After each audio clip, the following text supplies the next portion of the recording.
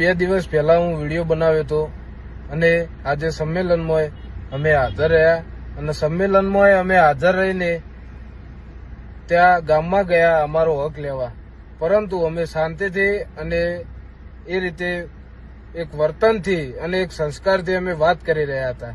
છતાં પણ નિર્ણય લેવાના એક બહાનું કરી અને અમને ગામમાં બોલાવ્યા. પછી એમને કીધું કે ભાઈ અમારા આગેવાનો આવે છે, તમે રાહ જુઓ. તો અમે રાહ જોતા હતા અને એમના કોઈક આગેવાન આવ્યા પણ અને પોલીસ પણ હાજર હતી. પોલીસ ખાસી સંખ્યામાં હાજર હતી. છતાં એમને અમને છેતરીને પાછળથી ઘા કર્યા. અને ભાઈ મારે બીજું કોઈ કહેવું નહીં, પણ બનાસકાંઠાના કોઈ પણ ચૌધરીનો આજ પછી મારા ઉપર વિશ્વાસ ઉઠી ગયો છે મારો. અને આ જે રૂની ગોમ 64 નું એક ગોળ, એને મારે એટલું જ કહેવું કે ભાઈ તમારો 64 નો ગોળ આખા ચૌધરી સમાજમાં સૌથી મોટો ગોળ, છતાં તમે 64 જણા નતા અને હતા તો એ તમે શું કરી નાખ્યું?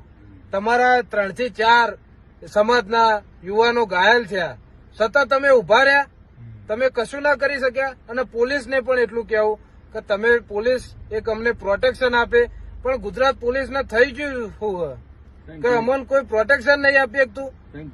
અને ટીયર ગેસ પણ મારા સમાજના લોકો જે મને બચાવવા આવતા હતા એમના ઉપર છોડ્યા. એ તો કઈ રીતની ભાઈ એક પેલું કહેવાય તમારું. બીજું પોલીસનું આજે એક તરફી એક વર્તન જોવા મળ્યું, એનું મને બહુ જ દુઃખ થયું. પોલીસ અને સામેવાળાએ પણ જેને મારા ઉપર હુમલો કર્યો અને મારા 2-3 બીજા પણ મિત્રો ઘાયલ થયા, એમને મારે એટલું સામેવાળાને કહેવું કે ભાઈ તમે અમને કહી દીધું હોત કે અમે તૈયારીમાં છીએ તો અમે પૂરેપૂરી તૈયારીમાં આવત. અને અમે કોઈ એ નતા, પણ તમે અમને છેતરીને બોલાયા કે ભાઈ અમારે સમાધાન કરવું છે, અમારા આગેવાનો આવે છે, તો તમારા આગેવાનો તો જ અને મારા સમાજના આગેવાનોને કહેવું છે કે ભાઈ શંકરભાઈ તમે એવડી મોટા પદ ઉપર બેઠા, તમારી છોકરીને એક ન્યાય નહીં અપાઈ શકતા? અને ન્યાયની વાત તો પણ છોડો, પણ તમારા સમાજના ઉપર પોલીસ અને સામેવાળા સમાજના લોકો છેતરીને હુમલો કરે તો તમે કશું નહીં કરે. અને આ લોહિયાળો મારું આટલું લોહી, મને કશું પણ મારું લોહી વહ્યું એનું એક પણ આટલું પણ દુઃખ નથી. અને મને વાજ્યું એનું પણ દુઃખ નહીં. સમાજ માટે કર્યું હું. દુર્ગાબેન કરીને અમારો એક બેન જે આવ્યો હતો, એમની તમે ગાડી તોડી અને એમને પણ હુમલો કર્યો એમના ઉપર. એટલે મરદ થઈને તમે કોઈક છોકરીને મારો, એક દીકરીને મારો, બેનને મારો, એ કેટલા સુધી યોગ્ય વાત છે? બીજી વાત કે તમે કીધું હોત તો અમે પૂરેપૂરી હથિયાર લઈને અમે અમારી તૈયારીમાં આવત, પણ તમે અમને છેતરીને માર્યા. એટલે એવું ના સમજતા કે અમે કોઈ માર ખાઈને નીકળી ગયા.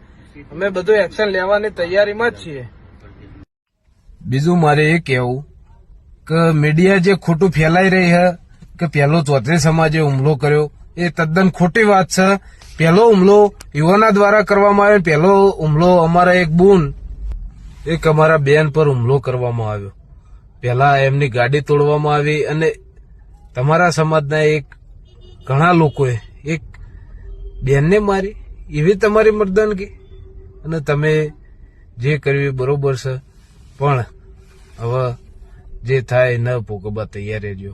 જય માતાજી.